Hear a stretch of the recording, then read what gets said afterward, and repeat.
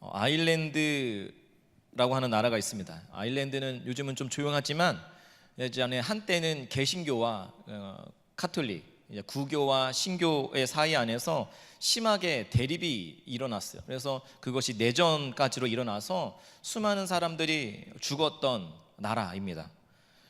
이런 일들이 얼마나 심했는지 이런 이야기가 있습니다. 어느 날 하나님께서 아일랜드의 성실한 신부와 목사와 랍비에게 천사를 보내서 한 가지 소원을 들어주겠다라고 하셨습니다. 신부님에게 먼저 소원을 물어봤습니다. 그리고 신부님이 먼저 소원을 말씀드리기를, 하나님, 이 아일랜드 땅에 개신교인들이 발을 붙이지 못하도록 해주십시오. 그러면 제가 일을 더 잘할 수 있을 것 같습니다. 그러자 목사가 천사에게 이야기했습니다. 하나님, 저는 이 아일랜드 땅에 카톨릭 교인들이 모두 사라지면 참 좋겠습니다. 그러면 정말 열심히 교회를 세워갈 수 있을 것 같습니다. 그리고 마지막 유대교 랍비 차례가 되었습니다. 그는 매우 진지하게 말씀을 올렸습니다. 하나님, 저처럼 미천한 자가 어찌 감히 소원을 아뢰 수 있겠습니까? 단지 앞에 두 분의 소원을 들어주십시오. 이렇게 말했다는 것입니다. 여러분, 무슨 말인지 감이 오십니까?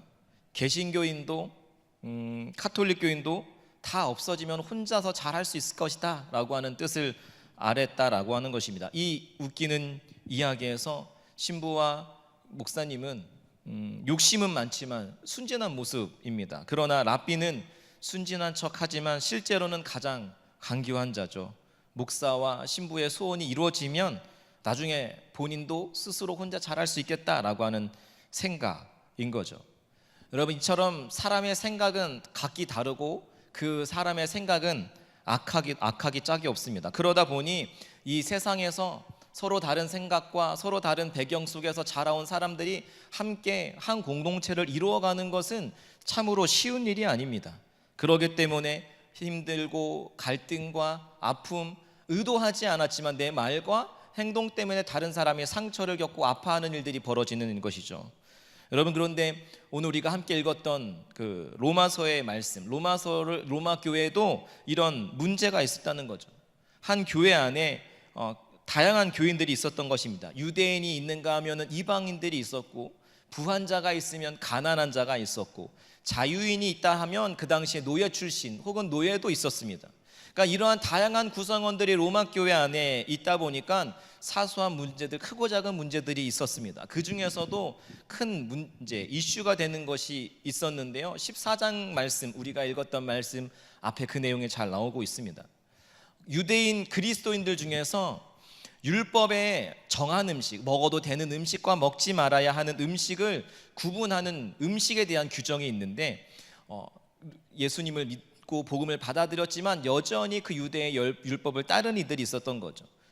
어릴 때부터 구약의 율법을 깊이 사랑하고 특별히 먹는 것과 또 유대의 종교력 등을 지키는 것이 자신들의 경건을 겉으로 드러나는 표현이라는 것이 몸에 배도록 자라왔기 때문에 복음을 받아들였어도 자신들의 생각에 너무나 쉽게 경건의 원리들을 내던져 버리는 것 같아서 오랜 시간 동안 부정하다고 먹지 못하던 음식들을 하루아침에 먹을 수가 없었던 사람들이 있었다는 거죠.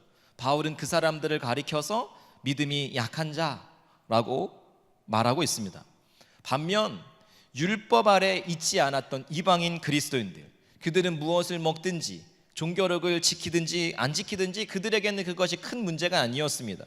그러니까 아무 것이나 먹는 것에 거리낌이 없었겠죠.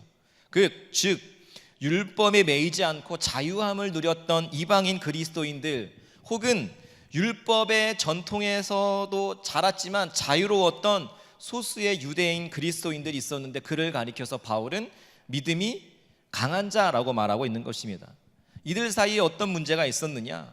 로마 교회가 모처럼 이제 가을 맞이하여서 야외 예배를 나갔다고 상상 한번 해보시겠습니까? 푸른 풀밭과 하늘은 맑고, 그래서 즐거운 시간들을 갖고 그 야외에 어울리는 점심 메뉴로 삼겹살과 목살 같은 돼지고기 만찬을 준비한 겁니다. 그리고 믿음이 강한 그리스도인들이 입안 가득 삼겹살을 물고 돼지고기 냄새를 풀풀 풍기면서 믿음이 연약한 자의 코앞에 가서 이야기하는 거죠. 그리스도께서 모든 음식을 깨끗게 하셨다는 사실이 얼마나 놀라운 사실인지 모르겠습니다. 한 입 하시겠습니까? 맛이 얼마나 기가 막힌지 몰라요. 율법주의자처럼 흥을 깨지 마시고 자, 한 입 하십시오. 그러나 약한 자가 그 강한 자의 청에 정중히 거절하자 이 강한 자라고 하는 사람이 이렇게 얘기하는 거죠. 여기 율법주의자 좀 보십시오. 이제 친구들한테 이야기하는 거죠.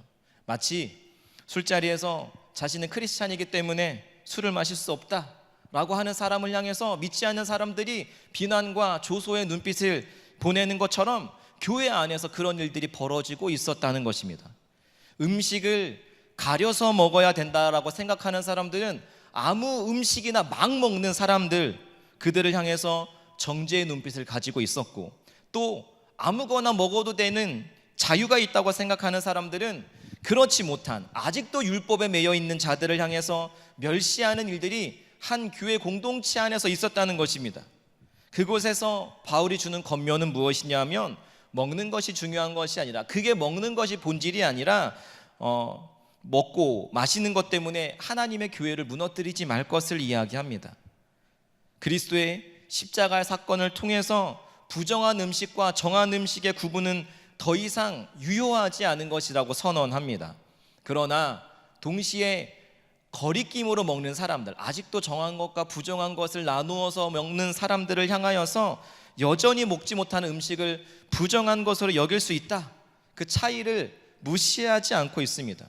그러니까 바울은 무조건적으로 합일, 똑같은 일치와 똑같은 견해를 가져야 한다라고 말하고 있지 않습니다. 그렇다면 이러한 차이 가운데, 서로 다른 상황 가운데, 서로 다른 견해를 갖고 있는 사람들 가운데 어떻게 온전한 교회를 세워갈 수 있을까? 서로의 의견이 대립되고 가치관이 다른데 어떻게 그 교회를 세워갈 수 있을까? 그 원리를 바울이 지금 로마서 15장에서 말씀하고 있는 것입니다. 우리 1절 말씀 한번 같이 읽어보겠습니다. 1절 말씀입니다. 함께 읽겠습니다. 시작. 믿음이 강한 우리는 마땅히 믿음이 약한 자의 약점을 담당하고 자기를 기쁘게 하지 아니할 것이라. 계속 띄워주세요. 바울이 믿음이 강한 자에게 권면하는 것이 무엇입니까? 1절 하반절의 말씀에 마땅히 믿음이 연약한 자의 약점을 담당하고 자기를 기쁘게 하지 아니할 것이다 라고 말하고 있는 것이요.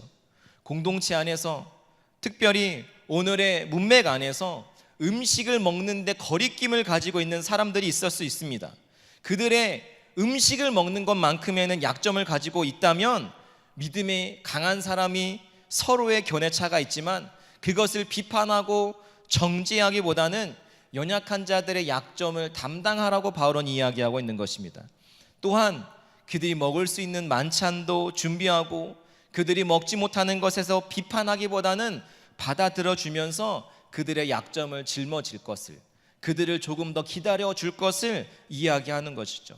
그렇게 하는 것이 온전한 교회를 세워가는 비결이라는 것입니다. 우리는 일반적으로 어떻게 생각합니까? 세상에서 원하는 것은 강한 사람들이 주도하는 것에 약한 사람이 따라 주어야 하고, 약한 사람들이 맞추기 위해서 소수의 사람들이 자기의 의견을 포기해야 한다고 쉽게 생각합니다. 그래서 강한 사람들은 그것을 위해서 자신들이 가지고 있는 힘으로 그것을 굴복시키기도 하고, 때로는 이들을 회유하기도 합니다. 그래서 결국 자신이 원하는 대로 사회를, 조직을 이끌어 나가려고 강한 자들은 하는 것이죠. 그런데 바울은 교회 공동체는 완전히 다른 원리 가운데 있어야 한다라고 말하고 있는 것입니다. 강한 자들이 자신의 강함을 가지고 자랑하는 것이 아니라, 그 힘으로 약한 자들을 찍어 누르는 것이 아니라 오히려 약한 자들의 약점을 짊어지고 가야 한다고 말씀하고 있는 것입니다. 이거 얼마나 귀찮은 일인지 모르겠습니다. 불편한 일입니다. 사실 그냥 그렇게 두면 되지, 이렇게 맞다고 하잖아, 성경에서 이게 맞다고 하는데 뭐 그렇게 따지고 드냐, 하여간 믿음은 없어가지고 냅둬, 저러다 말겠지. 도대체 왜 저런데? 믿음이 없어서 그래. 믿음이 없어서 그런 거야. 기도해봐. 여러분, 이렇게 말하는 건 사실 쉬운 일입니다. 약한 자들의 약점을 담당하고 짊어지고 그들을 품어내는 것 쉬운 일이 아닙니다. 그러나 이렇게 쉽게 내뱉은 그 말, 그 말이 믿음이 연약한 자를 품어주지 못하는 것으로 인해서 상처받고 아파해서 교회가 왜 이런 곳일까? 떠나가는 이들이 얼마나 많은지 모릅니다. 저와 여러분들의 모습은 어떻습니까? 믿음이 연약한 자의 연약함을 담당하고 있습니까? 우리와 조금 다른 모습을 갖고 있는 사람들 이 자리에 올 때 여러분들은 그들을 향해서 어떠한 시선으로 바라보고 있습니까? 그렇기 때문에 바울이 그렇게 함으로써 자기를 기쁘게 할 것이 아니라 믿음이 약한 사람들의 약점을 짊어지고 가야 한다라고 말씀하고 있는 것입니다. 2절에서 그것을 조금 더 구체적으로 말씀하고 있는데요, 우리 2절 말씀 한번 같이 한 목소리로 읽어보겠습니다. 2절 말씀입니다. 시작. 이웃을 기쁘게 하되. 아멘. 우리 각 사람이 믿음이 강한 자들은 어떻게 하라고요? 이웃을 기쁘게 하는 것에 더 초점을 맞추어야 한다는 것입니다. 사랑하는 여러분, 죄의 본질은 자기 중심성에 있습니다. 자기의 모든 생각에 집중되는 것입니다. 그리고 자기를 기쁘게 하는 일에는 모든 전력과 전심을 추구하는 것에서부터 죄의 본질이 있는 것입니다.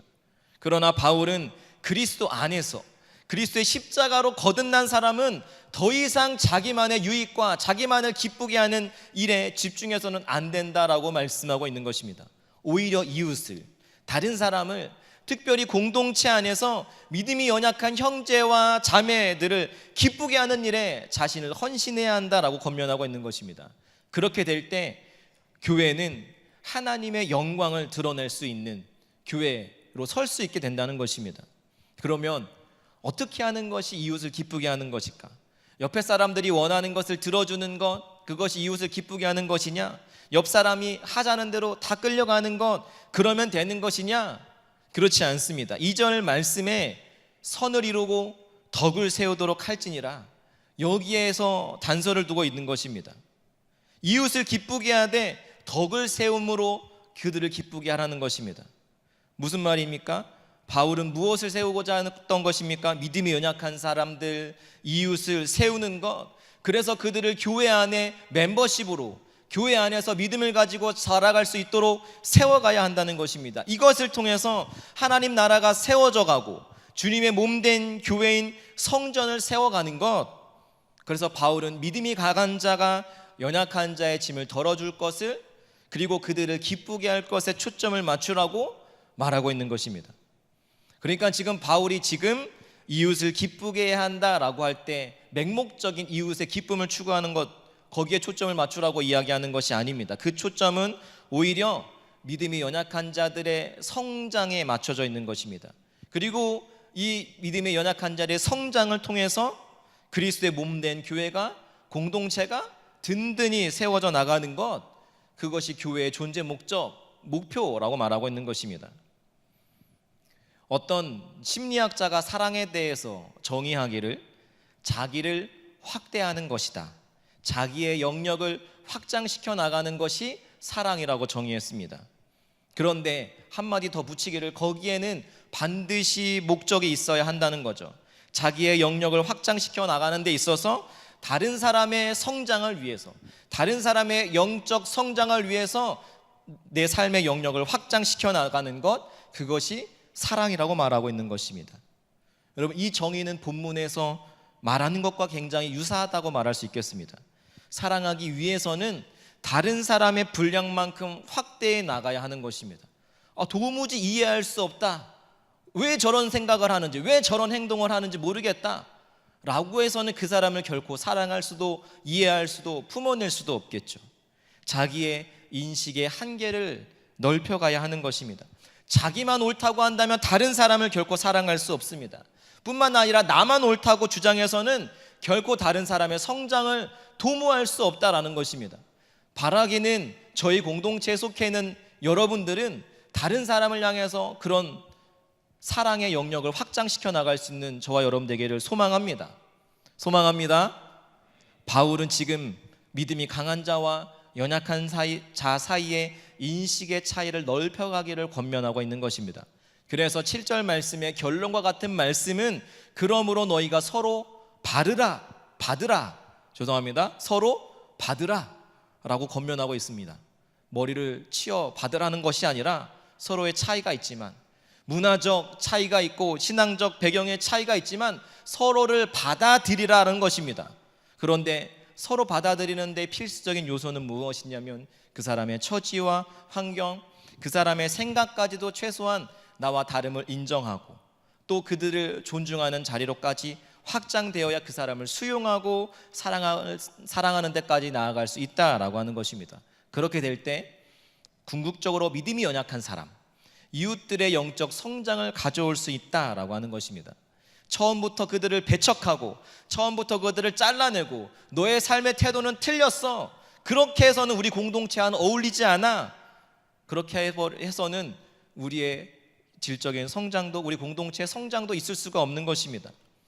여러분, 광수생각이라는 연재 만화로 유명인이 된 인기 만화가 박광수 씨가 기독교인이 되기를 거부한 이유를 이렇게 기록하고 있습니다. 중학생 때 그는 3년간 교회에 다녔는데 어느 주일날 자신이 옷장을 열고 자신이 가지고 있는 옷 중에서 가장 멋있다고 생각되는 미즈노 회색 추리닝을 입고 교회에 갔습니다. 내가 제일 좋아하는 옷, 내 제일 좋은 모습을 가지고 또 이런 준비를 가지고 교회에 나갔습니다. 그런데 웬일입니까? 목사님이 그 광수 씨를 보자마자 미친 거 아니야? 어떻게 체육복 차림으로 교회 올 생각을 했어? 하면서 많은 사람들이 보는 앞에서 엄청 혼을 냈다는 거죠. 그러면서 박광수 씨는 그의 수필집에서 이렇게 말합니다. 내 딴에는 가장 신경을 쓴 옷이라 어린 마음에 상처를 심하게 받았고 믿음의 형식이 먼저인지 마음이 먼저인지가 궁금해졌다. 그래서 나는 지금 그 이후로 교회에 한 번도 나간 적이 없다. 여러분, 만일 그 사람을 바울이 말하는 것처럼 그의 약점을 담당해주고 포용해주고, 야, 굉장히 눈에 띄는 옷을 입고 왔구나, 혹시 그런 옷을 입고 온 이유가 있느냐라고 물었더라면 광수 씨는 어떻게 됐겠습니까? 적어도 한 영혼이 무지막지하게 상처를 입어서 교회를 영영 떠나는, 교회를 등지는 일은 없었겠죠. 오히려 어쩌면 믿음이 강한 자가 되어서 자신이 그랬던 것처럼 믿음이 연약한 자를 세워가는 그 자리에 있지 않았을까? 믿음이 연약한 자들을 다름을 받아들일 때 그 사람의 성장을 도모할 수 있는 것이고, 그 사람이 또 성장하고 서로 세워져 갈 때 그리스도의 몸된 교회가 온전히 세워져 갈 수 있다라고 하는 것입니다. 이렇게 바울이 기본적인 원리를 말하고 나서 믿음이 강한 자가 자기를 기쁘게 하지 않고, 준호야 마이크 좀 갖다 줄래? 기쁘게 하지 않고 이웃을 기쁘게 해야 할 이유를 3절에서 제시하고 있습니다. 3절 말씀 한번 같이 읽어보겠습니다. 3절 말씀입니다. 3절 말씀입니다. 같이 읽겠습니다. 시작. 그리스도께서도 자기를 기쁘게 하지 아니하셨나니 기록된 바 주를 비방하는 자들의 비방이 내게 미쳤나이다 함과 같으니라. 아멘. 여러분, 그 근거가 무엇인 줄 아시겠습니까? 그리스도께서도 자기를 기쁘게 하지 아니하셨다는 것입니다. 예수 그리스도도 자기 자신을 기쁘게 하려고 하지 않으셨다라고 말씀하고 있는 것입니다. 자기 자신을 기쁘게 하시려면 십자가를 지지 않으셨겠죠. 이 십자가 앞에서 주님은 너무나 고통스러워서, 주님, 이 잔을 내가 마시기를 원치 않습니다. 예수님이 원하시는, 기뻐하신 뜻은 그 잔을 마시는 것이 아니었습니다. 십자가에서의 수치와 고통, 조롱을 피하는 것이 그의 기뻐하시는 뜻이었습니다. 그러나 예수님은 결코 자기가 기뻐하는 뜻을 따라 행하지 아니하였습니다. 우리는 예수님을 주로 고백하는 사람들입니다. 맞습니까? 예수님이 내 삶의 주인이다라고 고백하는 무리가 교회 공동체인 것입니다. 그런데 교회의 머리이신 예수님께서 자기 기쁨을 추구하지 않으셨다면 우리는 그분을 따라야 하는, 그분의 삶을 따라야 하는 우리의 모습은 어떠해야 하겠습니까? 자기를 기쁘게 하는 교회, 자기를 기쁘게 하지 않으신 예수 그리스도가 머리 되시는 진정한 교회가 될 수 없습니다. 자기를 기쁘게 하는 교회, 자기를 기쁘게 하는 공동체, 자기를 기쁘게 하는 사람은 진정한 교회라고 말할 수 없는 것입니다. 자기를 기쁘게 하는 것으로 가득 찬 공동체는 사방에 균열이 생긴 것과 다름없습니다. 언제 무너져도 이상하지 않을 공동체인 것입니다. 저와 여러분 모습 안에, 우리의 순모임 안에 어떤 일을 진행하고 행사를 진행하는 데 있어서 여러분이 무엇에 초점이 맞춰져 있는가를 생각해 보셔야겠습니다. 나를 기쁘게 하기 위해서, 나의 만족을 위해서 하고 있는 것은 아닌가? 그래서 내 생각에 반하는 사람들을 품어내지 못하고 배격하고 내치고 넌 틀렸어 라고 하는 모습 우리 가운데 있지는 않습니까? 6절 말씀도 한번 같이 읽겠습니다. 6절 말씀입니다. 시작. 한 마음과 한 입으로 하나님 곧 우리 주 예수 그리스도의 아버지께 영광을 돌리게 하려 하노라. 아멘. 바울의 관심은 교회에 있었습니다. 교회의 궁극적은 한 마음과 한 입이 되어서 하나님께 영광을 돌리는 것입니다. 그런데 우리 교회의 관심은 어디에 있습니까? 우리 공동체의 관심은 어디에 있습니까? 먹고 마시고 즐기고 웃고 떠드는 그런 우리 안에서의 즐거움만 쫓고 있지는 않습니까? 하나님의 영광이 있어야 한다는 거죠. 그러므로 그리스도께서 우리를 받으셨던 것처럼, 하나님께 영광, 우리를 받으심으로 하나님께 영광을 돌리셨던 것처럼 너희도 서로를 받아들이라 하고 말씀하고 있는 것입니다. 그리스도께서도 허물 많은 베드로를 용서하시고 의심 많은 도마에게 확신을 주시고 사랑하는 그의 제자 가슴이 안고 부드러운 사랑의 품으로 품어주셨듯이 저와 여러분들을 받아주셨는 줄로 믿습니다. 우리의 모습에 허물이 많아도, 의심이 많아도 내치지 않으시고 부드러운 사랑으로 조건 없이 자격 없이 우리의 존재 자체를 품어주셨습니다. 어떻게 받아주셨느냐? 십자가에서의 수치와 고난을 당하심으로 우리를 받아주셨습니다. 십자가로 인해서 받아들인 자들 되었다면은 그러면 우리는 어떤 원리를 따라 살아야 하겠습니까? 세상의 가치가 아닙니다. 어떻게 한 마음을 품으라는 것입니까? 누가 연약한 자를 품어줄 수 있겠습니까?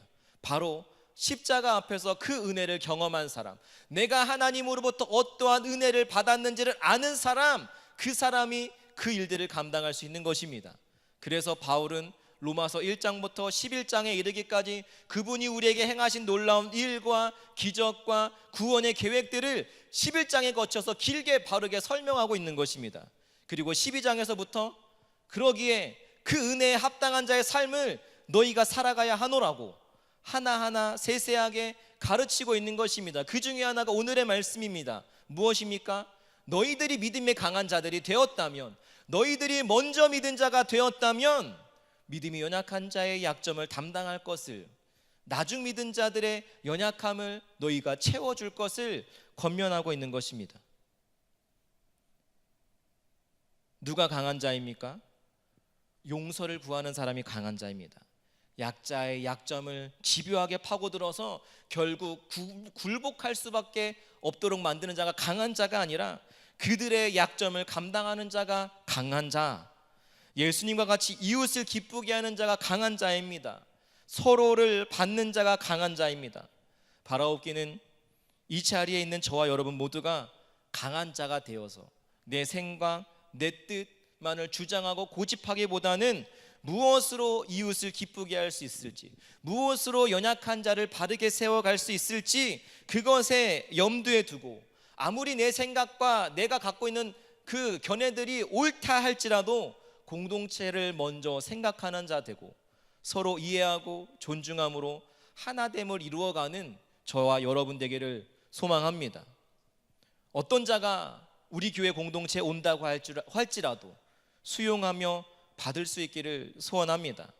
그러므로 서로의 믿음을 세워서 하나 되어서 주를 예배함으로 하나님 나라를 이루어가며, 천국이 있다면 마치 이런 곳이겠구나, 맛보아 알므로 그 천국을 더욱더 소망하며 나아갈 수 있는 복된 공동체 되기를 소망합니다.